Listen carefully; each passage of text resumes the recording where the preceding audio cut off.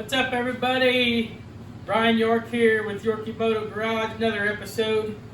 And today we're going to be working on this 1970 Ct70 HKO. This is a 4-speed, it's candy emerald green. Today I'm going to be putting the wheel back on it. I'm going to show you some things that I've done and things you can do to clean these bikes up and make them look a little bit nicer. So I'm going to come around and get the camera, and I'm going to zoom in on this front wheel and show you what I've done so far.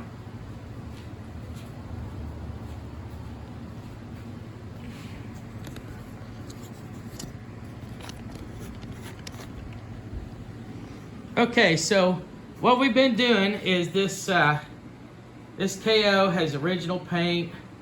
I bought this about a year ago, not quite a year ago, but the wheels looked about like these right here on this bike. Well, not quite that bad, but they were pretty nasty.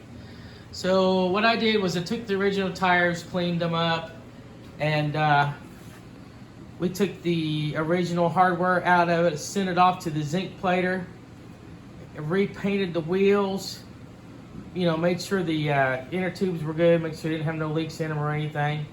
So this is what we did. We went back through here and we redid the wheels. Took the front shocks off, replaced the bushings, replaced the rubber boot and the aluminum housing. And anyway, if you can see this up close, you see these are the original number 8 bolts. This is the original trail wing that came on the bike. They were in really good shape. This bike's only got, let's see here, 1,145 miles. Paint is in pretty decent shape. Seat is original. It's got one little tear right there. The back wheel is done. I've got it all cleaned up and painted. And then we're gonna stick it back on. And I've just been going through and cleaning up the paint. I took the shocks off and cleaned them and reconditioned the aluminum on them. Just cleaned everything up real nice. Swing arm had a bunch of dirt in there, so we went in and cleaned all it up. Also, this is the original cover. We took all this stuff off, cleaned everything up, gave it a tune up. I don't know if you noticed, but some goofball put filters in there. The next step after we get the wheel and everything on is I'm going to take the tank out and replace the fuel lines. We're going to check the carburetor out. If it leaks, we'll take it back off and redo it. But I think the last time I had this thing running really well, it was fine. So it does have the original cables. We're going to leave those on there. The bike's pretty dang good shape. Basically just going to take this, clean it up, and get everything going on it. This chrome strip's got this brown on it. Okay, you guys probably think that's rust or something. What that is, that's adhesive. There used to be a blue coating on top of that, and a lot of people didn't even take it off and left it on there for years. Well, over the years, the sun dried that, and it's just gotten really nasty. We're going to take the seat off and pull that metal rail out, clean that, buff it real good, and stick it back. We're just going to do some subtle things to this bike. We're not going to do a whole lot to it because it's all original. The chrome lock's pretty good shape. We're just going to clean it up really good, you know. And this bike is going to be for sale when I get it done. So if anybody's interested, they could get on my channel, and I can private message them and give them my number, and we can go from there. It does not have the title. When I got the bike, it didn't have the title, so I'll do a bill of sale. And so anyway, I'm gonna put you back on the stand, and then we're going to I'll show you how to put this back wheel back on here.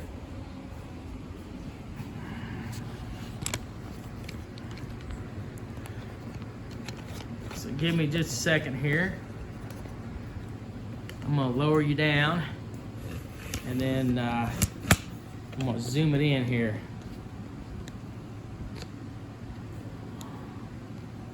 Not quite that much. There we go. Okay, so we've got the wheel already done. What we're wanting to do is I want to have these bushings replated. So we're going to put these back in here. One goes on this side of the where the seal is, and that just pushes right in there, and then it'll hold it in there in place. You can get it in there. How it'll pay to get in there.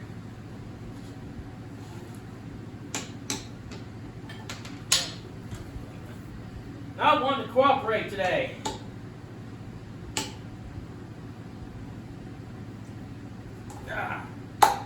Okay. Now we got it down in there. It's nice and flat like that right there. Okay. The sprocket goes on the other side like this. Okay, we got this rod. We went ahead and had it replated. This looks so much better with everything replated. Okay, now I've got the, I'll go get the brake hub. I went ahead and cleaned it, buffed it out a little bit. It looks 100 times better than what it did. See? So we're going to go ahead and put that in there.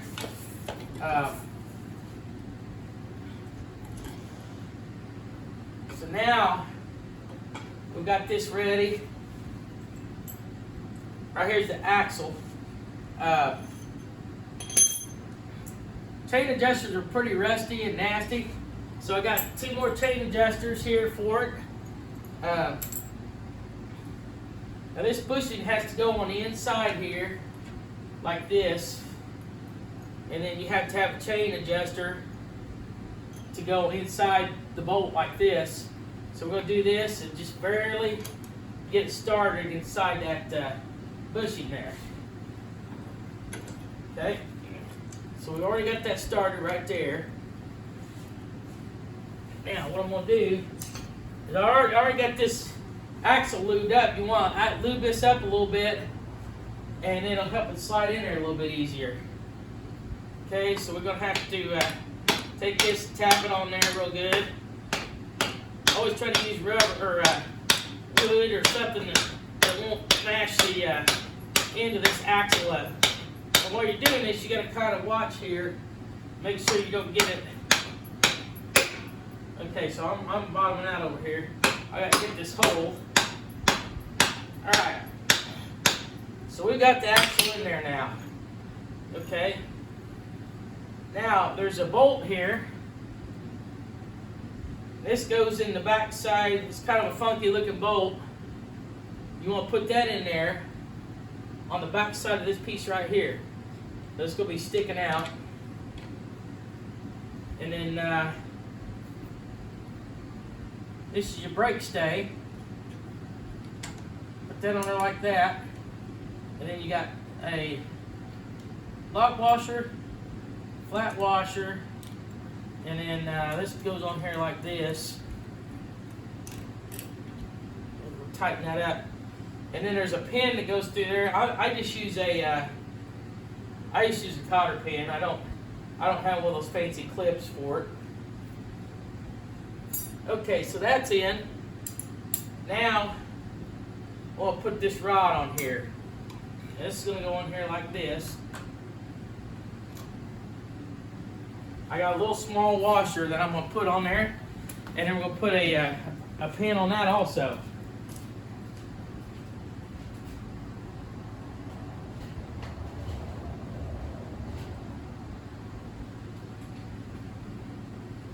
Little bit small washer that goes on that.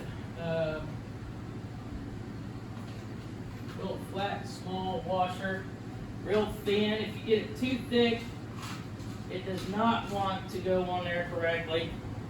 You gotta have one that's gonna be real thin because there's not enough room for it to.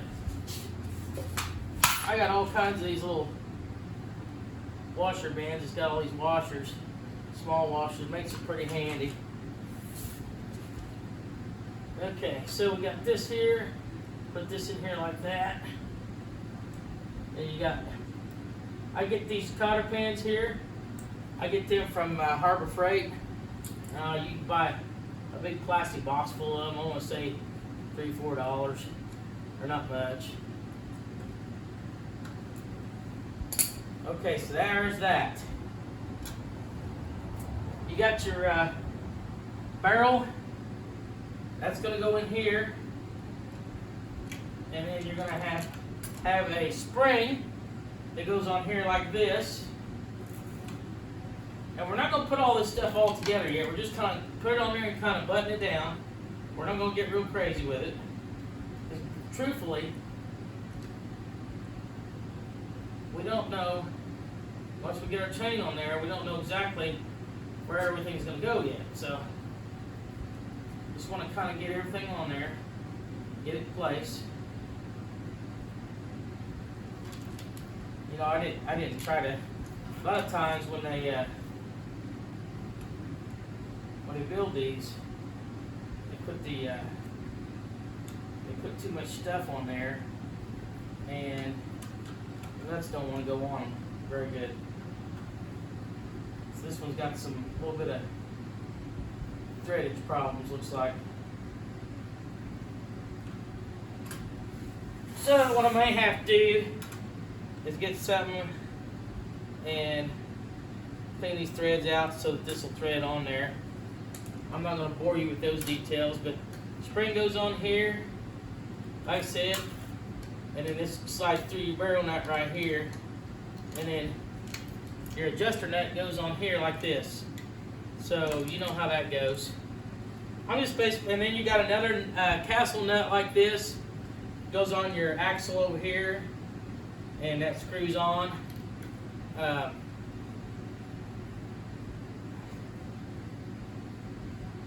Basically, we're going to put the chain on, which I have a brand new chain. I'll have to get the size of it, make sure I got the right lengths. And I'm not going to bore you with that at all also, because it's just going to take too much time. But anyway, the wheel is pretty much on there. You have to adjust your brakes once you get it all done. I think it made the bike look a lot better, redoing the wheels and just cleaning everything up. You're going to have a point to where, what I do is I just walk around the bike and see what I think that doesn't look right, and I just fix it. I know what the bike's supposed to look like when it's, when it's mint. So, if I come around and look at this and well, the carburetor don't look right. Well, I'll take the carburetor, I'll clean it. Intake looks dirty, I'll clean it. Take the fenders and buff them out. You just take your time. One of these bikes that's all original, you can take it and just kind of go through everything and clean it. Like this right here is kind of hazy. I'd like to take this off and clean it and buff it out and just make it look really nice. You can go through and do that, and it's going to make the bike 100 times better. So, anyways, I'm going to bring your camera back up so I can talk to you.